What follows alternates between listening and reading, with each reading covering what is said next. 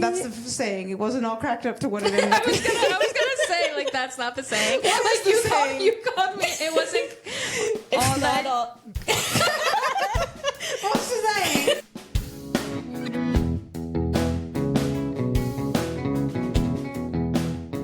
Hey everybody, this is Zillennial Meets World, a podcast where everything really is all fun and games. Today I am here with Taylor and Jordan. Hi. And if you hear any whining or complaining, it would be from Miss Nutmeg, a corgi that we're trying to disassociate with. So That's not true. Oh, she did not like that. True. Do you want to come up?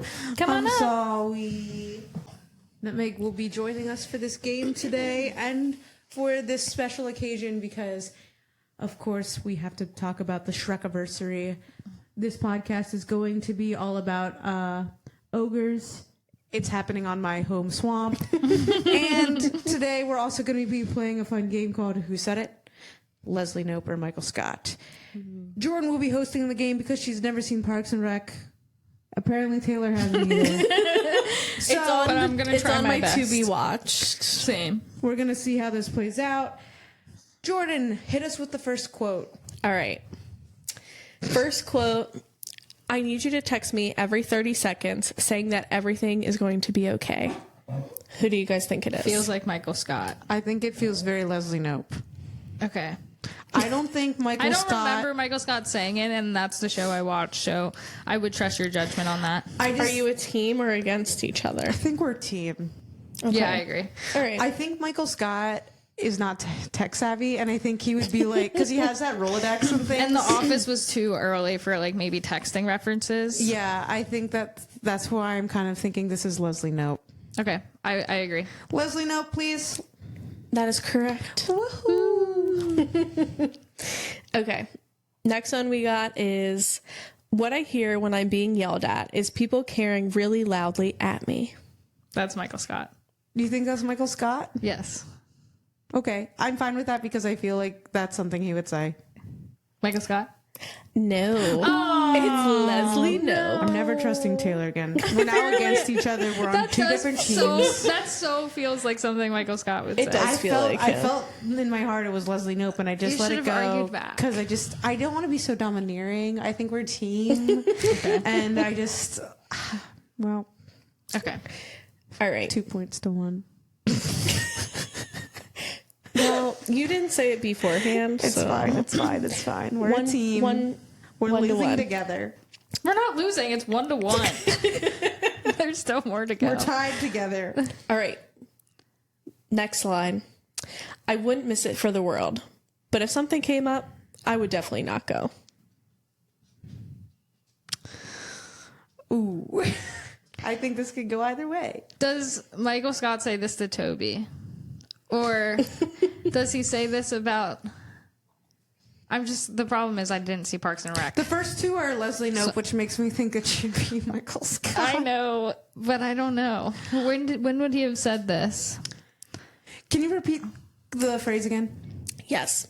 I wouldn't miss it for the world. But if something came up, I would definitely not go.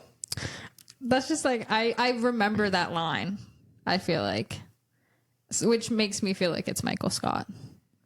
But please argue if you disagree. I don't feel very strongly in either direction of if it's Leslie Knope or not. I feel like I messed up because last time I did feel somewhat strongly, and Please feel free to speak your mind when you feel strongly. let's just put in Michael Scott. Locking in? Yeah. That's correct. Nice. Nice. All right. So that's 2-1. I am big enough to admit that I am often inspired by myself. I think that's Leslie Knope. Okay. I don't think Michael Scott says that kind of stuff because I think his character arc is very much like he just wants what's best for other people, and I think he doesn't inspire himself. I think he has his own characters in his head, like Prison Mike and stuff. So I just don't see that coming out of him. I would agree. We're going Leslie Knope. That's correct. Yay! sometimes I'll start a sentence and I don't Michael even Scott. know where it's Michael going. Scott. This is Michael Scott. This is That's Michael Scott. crazy. You didn't even let me finish. I remember that one. Well, it's He correct. says that a lot. Yeah. Well, he said it one time, but I feel like said it it gets one But I time, think but it's a you pretty see it. famous It's line. yeah, it's like Yeah. comes out. Yeah. So what's that? It's 5, like a GIF. Yeah. I don't know. We're not keeping track. 2, 3. You're the host. Keep track. That's 4. You have 4 to 1. To 1. All right. Okay. Would I rather be feared or loved?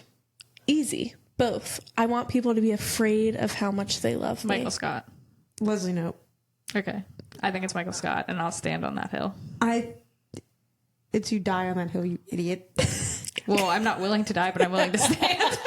Well, anybody can stand on a stinking hill. What claim is that? Okay, fine. I would die on the hill that is Michael Scott. All right, it's a group project, but it's one of those like group tests where if you have a different answer, you can write that in, and the teacher will grade it differently for you.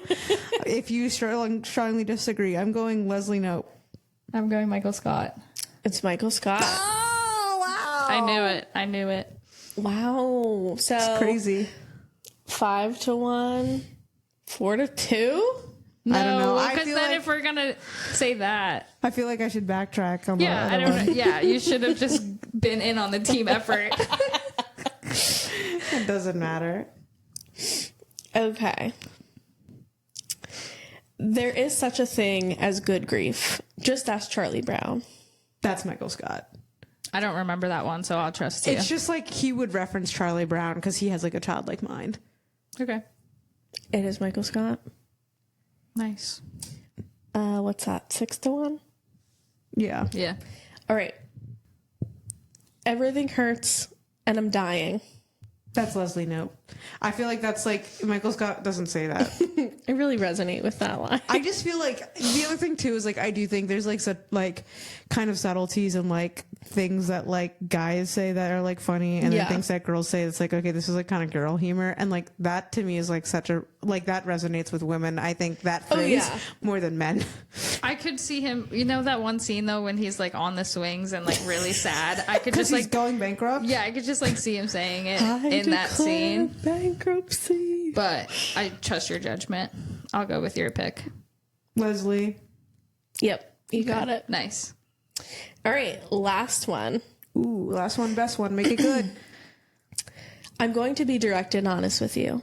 I would like a glass of red wine, and I'll take the cheapest one you have because I can't tell the difference. Michael Scott does not drink wine. I think it's Leslie Knope.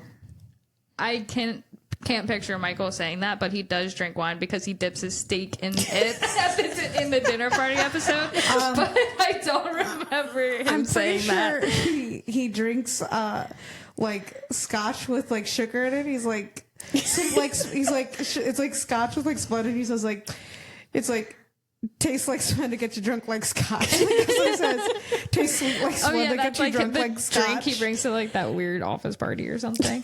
But I don't feel like he would say that, so I agree that Once with again, I Leslie. just feel like that's like a phrase a woman says. You're right. It's Leslie. All right, Nice. we did pretty good. What is Yeah. that? 10 out of 11. Yeah, something like that. I lost count. -1. Minus 1. 90%. Yay! Excellent. That have was so 93. good, you guys. We're passing. You are passing. All right. Well, today we are going to be talking about all things Shrek. Shrek. As I kind of mentioned earlier, the Shrekiversary is coming up in May. Shrek, if you don't know, came out in 2001. It is a very important thing for me to talk about Shrek. For those of you that don't know, when I was in college, I had to take like a public speaking class, and I had a teacher that literally didn't give a crap about anything. And so like he was like, basically you could talk about anything you wanted as long as you had to do a speech, and you couldn't have note cards or anything like that. And one of the prompts was like, you could pick like one of these things, like just like something that means a lot to you. So I really hyped up this idea of like, there's this really important movie in my life, and I didn't like say the name of it or anything like that. I was like, this movie, in my opinion, defined like an entire generation, and it had all these problems and all these issues. It took 4 years to produce, but then when it did come out, it won awards. It like was a top 10 blockbuster at one point in time, just a big deal. And then like halfway through this meeting, I reveal like, okay, the big reveal, it's Shrek. And my professor about fell out of his chair. He thought it was that funny, like the build up into this. And I got 100% on that speech. As you should. Sounds like a great lead up. Yeah, it sounds like you really like had them guessing, like, what is this movie? Wow, this is going to be like so defined. This professor also, I'm just going to tell a tangent just for funs. This professor also like made a big deal about how you need to do like really good attention getters. And he tells a story. I don't know if this is real or if he's just saying this, but he like tells the story. He's like, this one time, a kid, he was in a wheelchair. He rolled up to do a speech. And he fell over. Oh my God. And then like, you know, people kind of help him up and stuff. And then he like kind of like brushes himself off and he goes, now that I have your attention. And he's like, best attention getter ever. So I thought the bar was pretty high. In this like college environment. Yeah, apparently it's cutthroat. There's like, you have to do a lot around here to get an A, clearly, at this like Penn State Berks Community College-esque type thing. So that's my like so extreme. It's like next someone's gonna like take a knife and cut themselves and be like, now that I have your attention. It's like, is that what your professor wants? Just the brick of injury?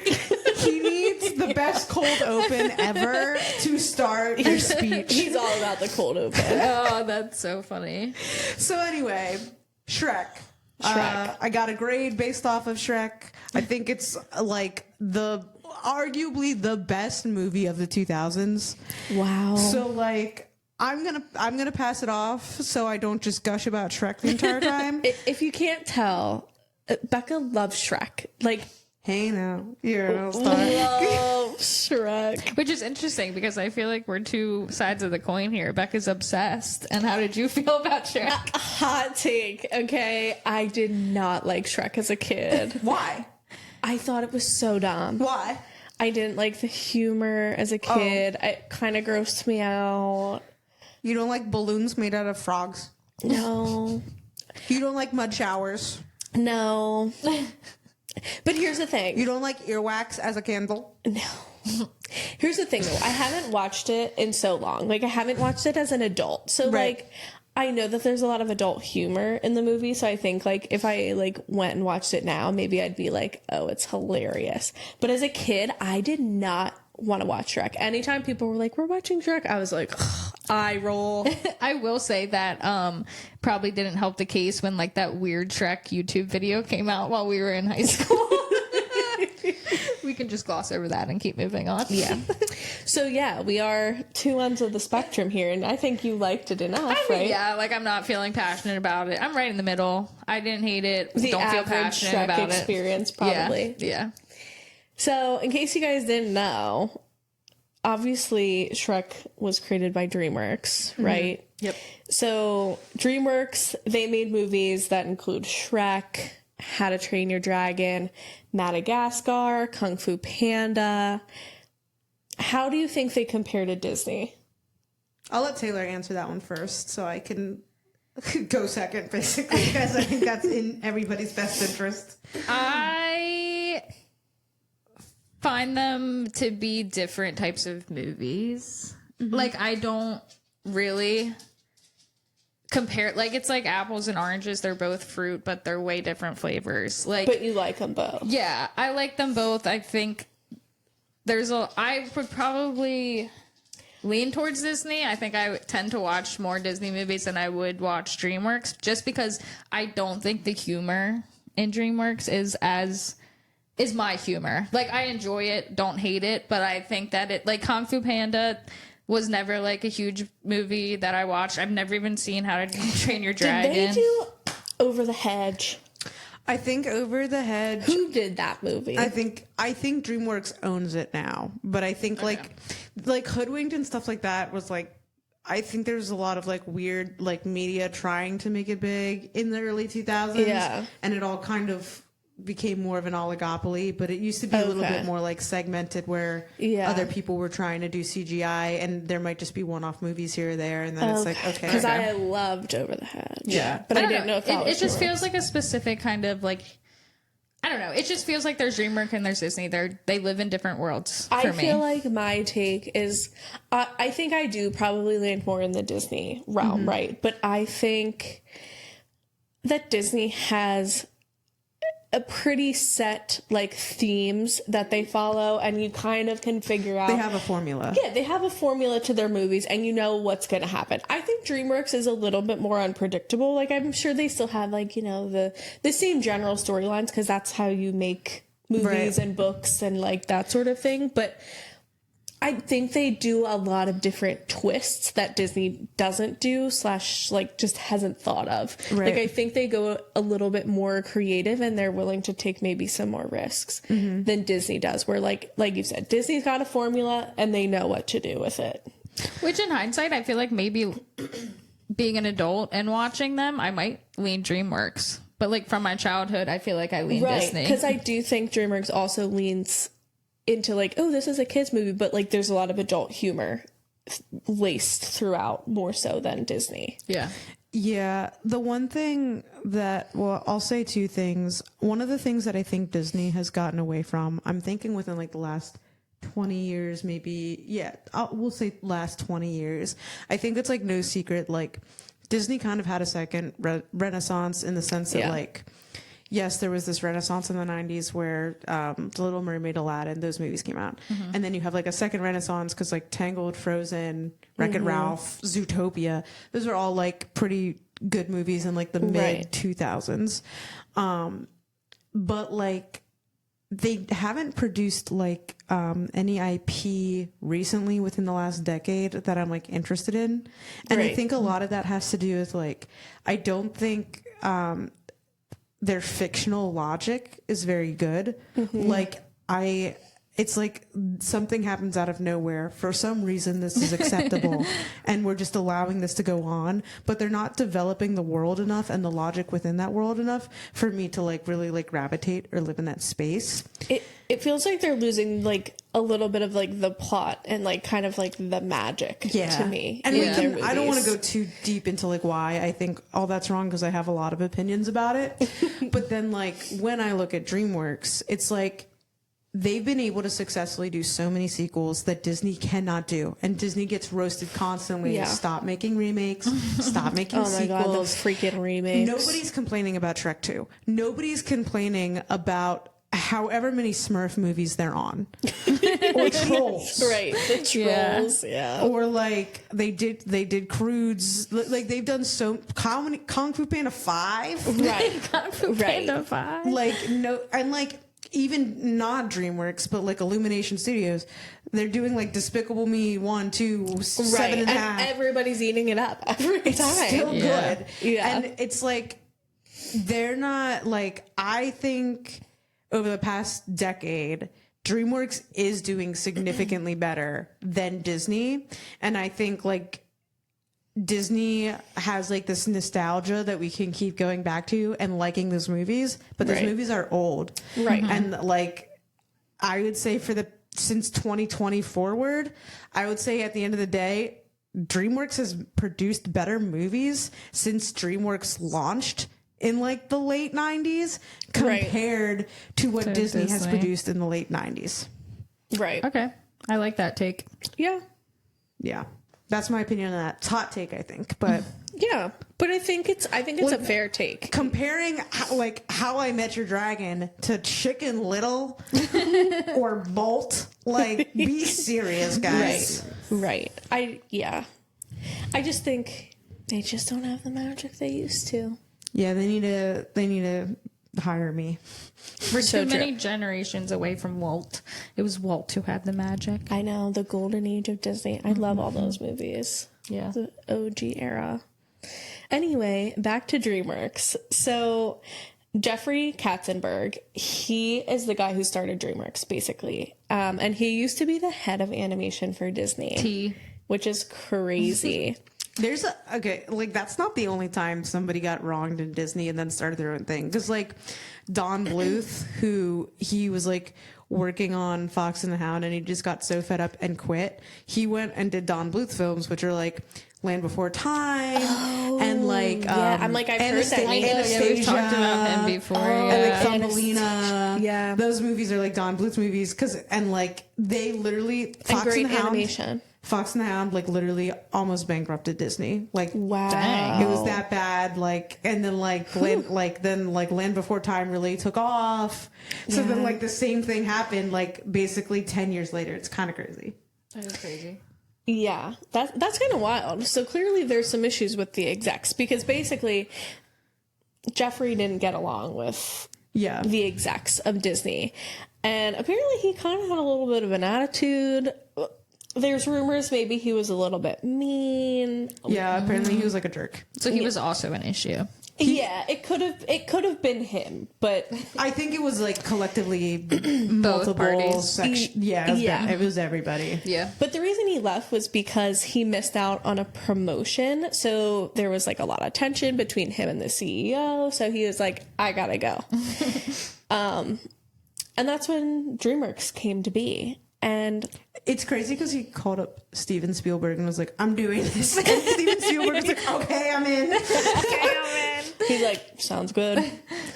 But there was a little bit of a pattern to the DreamWorks early 2000s movies. If you didn't notice, a lot of the movies that DreamWorks released were basically in direct competition with Disney. Mm-hmm. The biggest example that there is the movie Ants. Yeah. The less popular Bug's Life. But I feel like it's definitely the less popular one, but I also feel like they get switched in people's heads because like they came out around the same time and they're both about ants. So like I feel like people will like think of it and then be confused and be like, wait, which movie was that? Bug's Life did better, right? Yeah. Bugs Life did way better. But Ants came first because they wanted to try to beat Bug's Life from coming out. Yes. Ants came first, but A Bug's Life did so much better. But then there was drama because everybody was like, Disney stole Ants, and Disney was like, no, we made it first. And Steve Jobs was like, nah, not having it, because like he was involved in Pixar at the time. Yeah, and so then everybody was like, no, Jeffrey left the company and he stole our idea and released it first. So like they were going like, and there's other examples too, because like El Dorado and Emperor's New Groove are like the same. Yeah. Interesting. So like they were just going back and forth. Like even feels like Verizon and AT&T drama. Like they're always making commercials about each other. It's like, oh, we're gonna make competing movies. Yeah, pretty much. Yeah. And it's funny because like, go ahead. I was gonna say, and like I think here's the thing. I think when you talk about, you kind of mentioned there's like kind of like a Disney formula. Yeah. Like who do you think created the Disney formula? Katzenberg. Like right. When he started, the first movie he was in charge of, it's The Little Mermaid, and then Aladdin, and then The Lion King. Like he did it. He was, and then he got passed up for promotion, and he was like, "Screw you!" And I think like gotta go. Okay. Like I don't blame him for being a jerk and being mad. Yeah. Okay. I can't either. I mean, I don't know the guy, but it seems like he was carrying them on their back if he's their head animator. You know what I mean? Right. Yeah. But yeah, so they did a whole bunch of things in the early 2000s. And then we land on Shrek. And Shrek is essentially a big spoof of Disney movies, making fun of the fairy tales. They made Lord Farquaad look like the CEO of Disney at the time, which I didn't know. I didn't know that either. That is so funny. So clearly, Katzenberg knew how to be petty. I wish I could be on this level of petty and be successful. Do you know what I mean? I just feel like the one thing that motivates me more than anything else is a grudge. And if this doesn't like show you like how far your grudge can take you, I don't know what will. Oh my God, that is too funny. Seriously, this guy started a whole new company just because he could. And Or if you have Spielberg on speed dial, or like Well, whoever that's else he true. had in That's his true. back well, pocket. obviously he had Nepo really baby. good connections. Nepo baby. Or like, yeah. But yeah, clearly vengeance Yeah, no. can get you far, apparently. At least in the animation world. I kind of love that for him. Okay, next we're moving on to fun facts with Taylor. She's trying out her intro. I'm trying out my jingle for fun facts when I get to do fun facts. But okay, here we go. First fun fact. Shrek is based on a children's book from the 1990s called Shrek. Thank you for that. Called Shrek. You heard it here first. Yeah. So they really got creative with that. Right. So yeah, we have this children's book called Shrek. And then all right, and then in 1991, Steven Spielberg bought the rights to the book and originally intended it to be like a traditionally animated film, not CGI. So like that 2D animation. Yeah. Okay. But obviously it did become CGI. Also, next fun fact. The word Shrek originates from the German word, I think just looks like Shrek. It's SCHRECK. If there's a different way of saying that, let me know. But it looks like Shrek. Correct. Who's got the pronunciation Yeah. for that? We don't know German. And Yiddish Shrek means fear or terror. Well, he was an ogre. Yeah, an ogre. Adds up. Checks out. Okay. Next, the song All Star by Smash Mouth. Hey now, You're an all-star. get your game on. Go play. What is the next word? Yeah, that's correct. Okay, cool. Yeah. I got insecure. We nailed it. Yeah, but that song, End you of the know, week, though. you know that song. It was only meant to be a placeholder in the early test screening, but then everyone loved it so much it stayed in the film. And honestly, I can't imagine the movie without that song in it, because I feel like that's like like you hear that song, it's the opening of Shrek, and like You think of Shrek. You think of Shrek. Here's my question, though. Were they just like, oh, this is a good song, let's just like put it in here, like for funsies, like for shits and gigs, and then they were like, wait, I kind of love it? Or like, were they really considering it? Like, do we know? Like, were they really considering it? And they're like, yeah, we'll just like leave it in here while we think about it. I think- Or do they think like, or do you think they just liked the song? I think for like, I don't think so, because I know like they added the whole scene at the end where the donkey sings "I Believe," like I'm a believer. I think they added that entire thing in at the end later, like per the request of Katzenberg. Okay. And I also think at the time it was really risky to incorporate, and this really was never done before, it was really risky to incorporate like modern pop songs into a movie, because like when you think about all the Disney stuff, it's like musical based. Yeah. And then, Right. like the only and time it's when all they like original songs. the only thing that would have happened more recently that would have been a little bit more like pop culture-y is like Tarzan came out in 99, and that Tarzan soundtrack, it's still Phil Collins like writing it, and it's like Right. so unique, but it's like I think that's what gives it a little more like pop compared to like this is like, oh no, this is like playing on the radio, you know what I'm saying? So I Makes think it's like sense. 50-50. I think Katzenberg wanted to go that direction, but I also But they think weren't like sure. I think it's like, yeah, like how do we actually do Yeah. this? I mean, Well, that I'm would glad make they did sense. it. I love it. So iconic. Moving on. Shrek won the first ever Academy Award for the Best Animated Feature in 2002. Woohoo. Yay. So Beat out like Shrek. Monsters Inc. Wow. and Beauty and the Beast, I think. Disney was probably pissed. Or it wouldn't have been Beauty and the Beast, because I would have went way earlier, but it beat out another Disney movie, I think. Wow. T. They were probably so mad. Yeah. Next, the character of Shrek received a star on the Hollywood Walk of Fame in 2010. Can we go? Do you really want to go Is there? it still there? Don't they get like removed? I don't know. I wouldn't think so. I'd be I pissed thought if I once- was Marilyn Monroe? I was like, it's not Manson. That's the other guy. I'm like, what's the other I one? thought that Marilyn they Monroe. had like a timestamp. Like I thought you got a star and it was only there for so long. Well, I I'd be just pissed if I was assumed like everybody got one and you just Dorothy stood and the there Wizard forever. of Yeah, like, do you think Judy Garland. Garland's like star is just gone? I mean, maybe it's like, I don't know. I could be wrong. I don't know. Oh, well, don't bring stuff up if you're wrong. Says us. Yeah, we're wrong. We're wrong a lot on this podcast. Okay, well, if someone knows, let us know in the comments because We we're not promise looking we it up. do research, but we just go on tangents. Yeah. But the movie Shrek grossed over $492 million worldwide, becoming the 4th highest grossing film in 2001.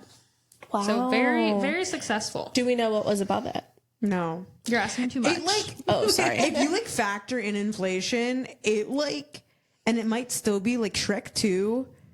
And I think it's changed because I think all the Avengers stuff is now like so big. But well, like Avatar is like the #1 grossing movie in the world. yeah, but is it factoring in inflation? Like you have to factor in inflation because like Gone with the Wind was crazy, but like if the movie cost 5 cents I have the top 4. I just Googled it. In the world. From 2001 that are above Shrek. all right, hit me. Harry Potter and the Sorcerer's Stone. Yeah. Adds up. The Lord of the Rings, The Fellowship of the Ring. Okay. Monsters Inc. Ooh. Interesting. But it didn't win the award. No, and then Shrek was That's 4. Okay. That's so crazy. I feel like Monsters the first 2 Inc. make sense. I'm surprised by Monsters Inc. Monsters Inc. made more money, but didn't win the Academy Award in Yeah. 2002. That's interesting. Were they snubbed? No. Okay, and then in 2020, Shrek was added to the Library of Congress National Film Registry. As it should be. What a panty decision to Yeah, make. they're like, the world's going to shit. Let's just put Shrek in the Library of Congress. Yeah. They're like, sounds good. It's a national treasure. Is that That's so funny. Is that in the Library of Congress? Nick Cage and National Treasure? Probably Yeah, not. That's what was in the president's box. Shrek. All right. And then there was also something called getting Shreked while the film was being made, but I'm going to let Becca kind of get into that when she talks about the production of the movie. I'm very excited to talk about the production of this. Becca's been living for this. So basically, Shrek was the most successful movie of all time, is what I'm getting. And is what I'm getting out of what we just talked about. She's not biased at all. At all. But it wasn't all cracked up to what it ended up being, okay? Right. That's the saying. It wasn't all cracked up to what it ended up being. I was gonna say, like, that's not the saying. What is Like, the you saying? called me. It wasn't It's all not that. all. What's the saying? It's not all it's cracked up to be. Yeah. Yeah, working on Shrek was not all that it was cracked up to be. Weird saying, honestly. Yeah, what does that derive from? The price of eggs? So basically, animators, from my understanding, have it super rough out here, okay? Like, basically, if higher ups get pissy at you, you get sent down to films that are basically destined to not make any money because they're not throwing any money at this. An example of this that has backfired, like in the Disney realm, is back in the day, everybody thought Pocahontas was going to be like the big next princess movie.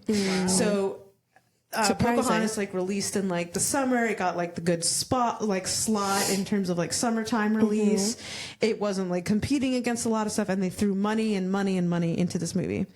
Meanwhile, what was also in production at that time was The Lion King. They didn't care about it. It was like a sleeper release. Crazy. Nobody cared. And if Crazy, but the three of us are not the biggest fans. So maybe we knew. Maybe we were on board. Maybe we knew. Sorry to interrupt. Yeah, seriously. I'm on a roll here with this Shrek thing. Here we go. But another Katzenberg connection, it's like, okay, Katzenberg is working on The Lion King. Do you know who's like singing in The Lion King? Sir Elton John. And do you know who ends up singing in all of El Dorado? Sir Elton John. Wow. So they're just stealing stuff. It's just like blatant. Yeah. But anyway, obviously The Lion King ended up being like, not that Pocahontas like is a sleeper film by any means. Right. But Lion King did so well with like no money. And this is where I actually think the downfall of Disney is, not to go on a Disney tangent, is then everybody thought from then forward you could just like not put any money into like, like, why are we spending all this money? Two-dimensional movies Yeah. and the animated movies, and you could just like do as good as that. Like, so Yeah. it's a whole thing. But like Shrek was very much like the Lion King. Nobody thought much of it, and everybody was like, do you know what's going to hit super hard? Talking about Moses. We're talking the Prince of Egypt. I don't know when the Prince of Egypt released. It would be a shame if they didn't tie it to Easter. Like, it probably should have released in like March. Wait, I actually kind of love that movie though. Oh, I have it on DVD. I think it's a huge movie. I think Tim watched it recently. Obsessed. He loves it. Soundtrack is So good. phenomenal. Yeah. One of the best animated soundtracks of all time. If it comes out on vinyl, I'll pay at least $100 for it. Wow. If it were to release. It is a good soundtrack. That was one of Deliver us. Yep. Nailed it. Right. Got it. That's correct.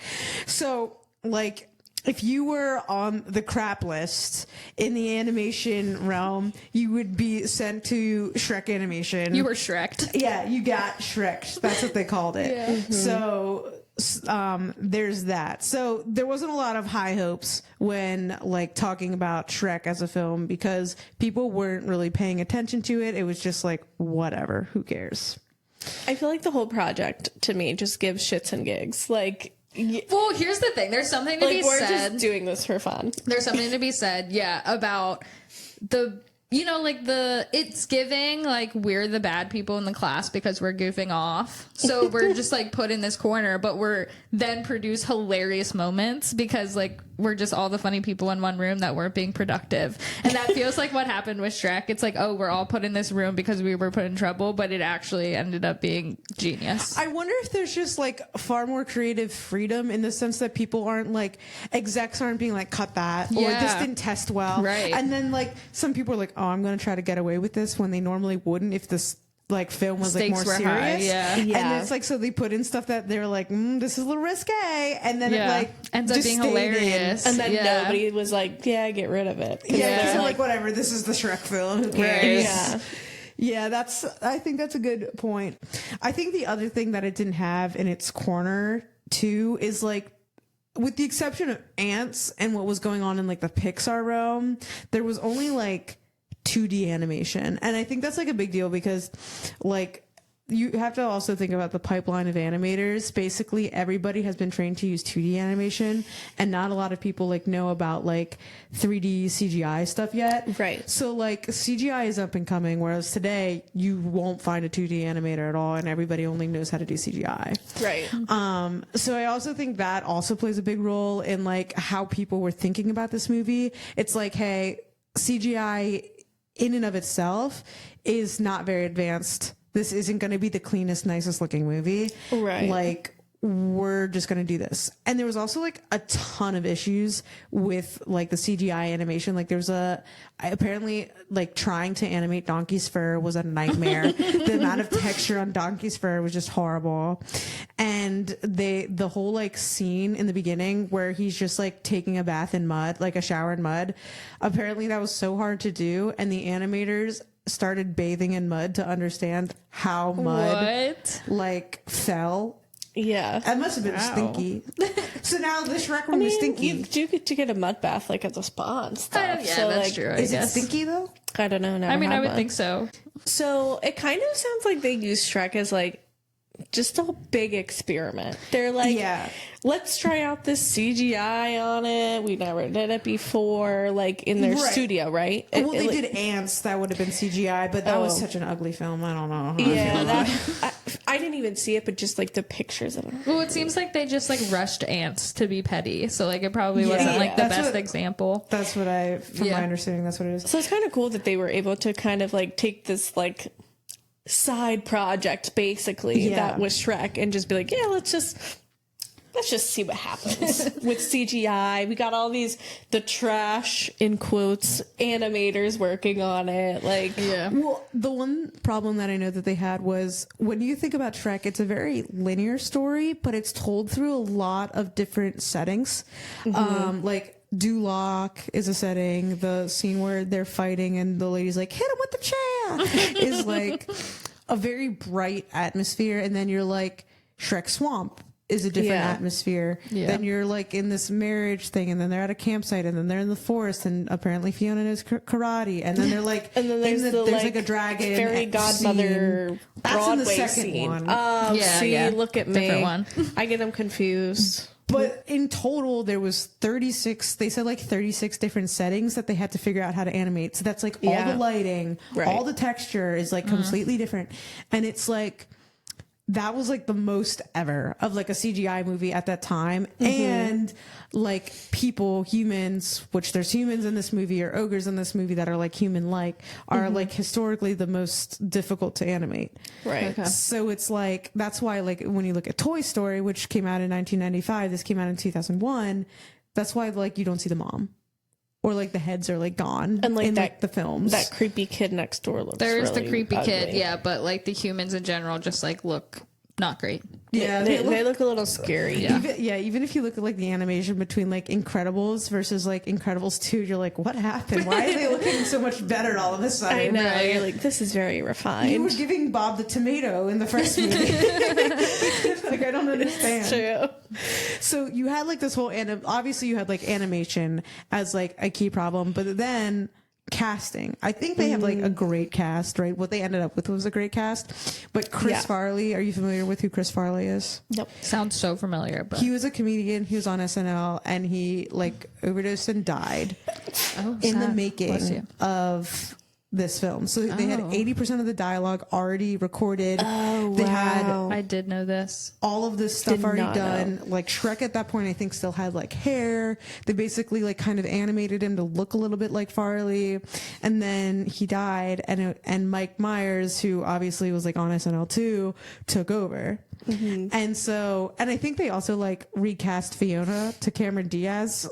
Also, while that happened, I don't know what that was about. But, like, Interesting. I think there was like no explanation, but like who's arguing with Cameron Diaz? and stuff like Yeah, that. right. If you can get Cameron Diaz, you're getting Cameron Diaz. Yeah. Right. So then Mike Myers goes and he records it. He's done. And then he's like, I don't like the Canadian accent on this. Can we re-record everything and do it in a Scottish accent? I did know this. I don't know why I know weird facts about Shrek. It's probably because I said it to you Yeah. once. I literally have never heard this in my life, so this is hilarious. And it cost him like $4 million, I think. Him or like DreamWorks? DreamWorks like $4 million just to Crazy, they said re-record, yes. just to re-record the voice. Wow, That's wild. Yeah, that'd be crazy. That'd be like, And that was $4 million in what, 2000? yeah, In that era? because it took like them 4 years to make. So you're looking like it released in 2001. So So, you know. yeah, like 96 like to 2000 probably. Yeah. Wow. Yeah, that's crazy energy. So yeah, then it releases. It's a crazy satire on Disney. It pays off. It's freaking hilarious. I think it's the best thing ever.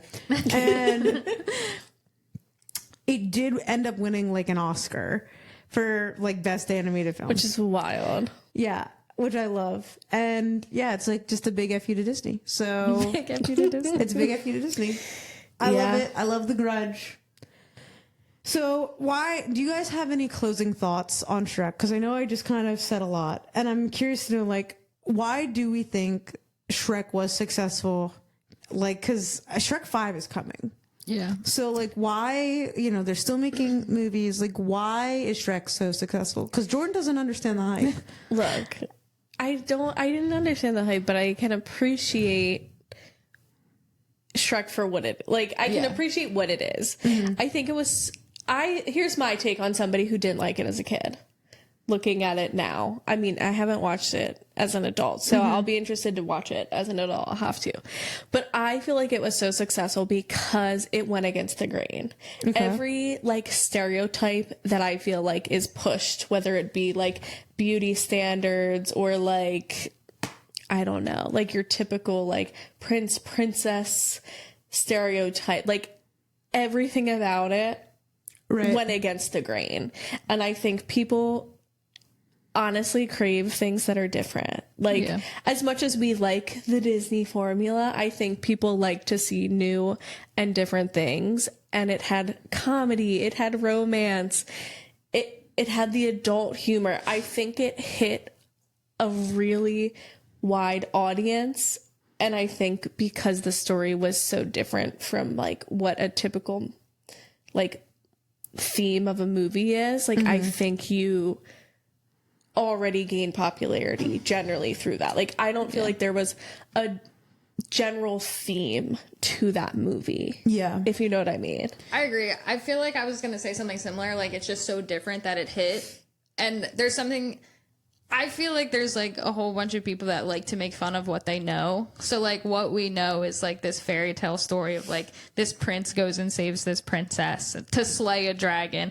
And like it's loosely following that, but making fun of it. And I think people love to make fun of things that they know. So I think it was just like, and the boys or like the men that love to make fun of like the fairy tale story like watch this movie also and can be like, oh, it's not a princess story. it's not a princess movie. So like you're getting the audience of like the boys and like You just got a big demographic. Yeah, I think In it just general. really hit with that. One of the things that I'll say, I find that, and I'm not necessarily saying these are like my favorite types of Disney movies or my personal favorite Disney movies, but I would describe them as very iconic Disney movies, are Disney movies that like are very like firm and centralized in a very specific time and place. So like my personal favorite Disney movie is 101 Dalmatians. But if you look at that art style and you look at it, it's like, it is basically like a period piece. You can tell like this took place in London at a specific time. You can say the same thing about like Sleeping Beauty. If you look at the art of that movie, it's very Victorian style. You can tell exactly like where it's coming from. I think Aladdin is like the most 90s Disney movie ever because Robin Williams is just referencing so many things from the 90s. It's crazy. I think Shrek is like a time capsule of the 2000s. Yeah, that's true. And I think like Aladdin was super popular because it's basically the most 90s things ever in the 90s. And it's about a guy, and it's still a princess movie, but it's like more guy forward. So you're getting a bigger demographic. Right. And like, just like you said, like Shrek is getting a bigger demographic because it's not so princess forward. Right. But at the same time, it's capturing all the pop culture of 2001. Yeah. And I think that too adds so much value to it. And like, then when you watch it back now, you're like, oh my gosh, this is like the most 2000 movie ever. Yeah. So like that's my take on like why I think it has like a lot of success, and I think like what it is iconic for, because the soundtrack and all of it, it's so 2000s. Right. You look at it and you're like, that's 2001. Yeah, Like, the animation is like the comedy, the song, like everything about it. Just scream like it's the epitome of that time frame. This is really making me want to watch Shrek. Yep. Well, good thing we're going on vacation and we have plane rides and I can download it and we can watch it on my iPad. Okay. Looks like I gotta watch Shrek next week. Don't worry, I got the DVDs. We can watch them together. Okay. Maybe I'll like it this time around. All right, Taylor, where can they follow us? You can follow us at Zillennial.meets.world on all socials. Jordan, spell Zillennial. ZILLENNIAL. Nope, too slow. All All right, see you next time.